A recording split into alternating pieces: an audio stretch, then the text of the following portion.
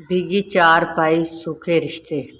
हमारे बचपन के मौसम बरसात में रातों रात भगड़ सी मच जाती कि जब से हिंद में सोते वक्त रात के किसी पहर बारे रहमत का नज़ूल हो जाता। मी आ गया, मी आ गया, मंजे अंदर कर लो के नारे के साथ साथ पूरा खानदार दो टीमों में तकसीम हो जाता। निसफ का बिस्तर लपेट कर अंदर पहुंचाना और जबकि दिगर निसफ का सरंदी पुआंदी चार पाइयाँ पकड़ कर अंदर मुंतकिल करना होता था।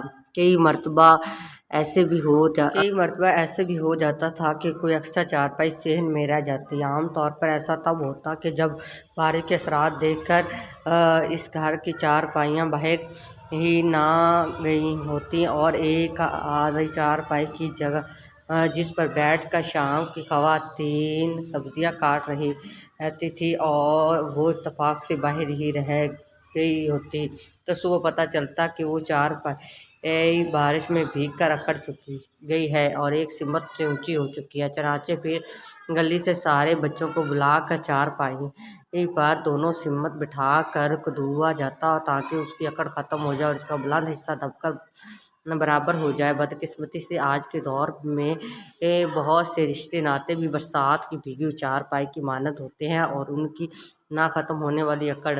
आपको राज़ी करो, एक को राज़ी करो तो दूसरा नाराज़ और दूसरे को राज़ी करो तो पहला खफा। गोया चारपाई के एक सिमत को दबाने से दूसरे का बुलंद हो जाता है और दूसरे हिस्से को दबाने से पहला हिस्सा बुलंद हो जाता है। रिश्तेदार नभाता इंसान खुद बरसात में भीगी चारपाई की तरह डावाडोल हो जाता है। न जाने लोग भूल जाते हैं कि जो चारपाई किसी के तौर पे सीधी ना हो रही होती है उसे तोड़ कर चूल्हे के ईंधन बना लेना चाहिए। Thanks for watching. वीडियो पसंद हो चैनल को सब्सक्राइब कर दें, कमेंट्स लाइक एंड शेयर जरूर कीजिएगा।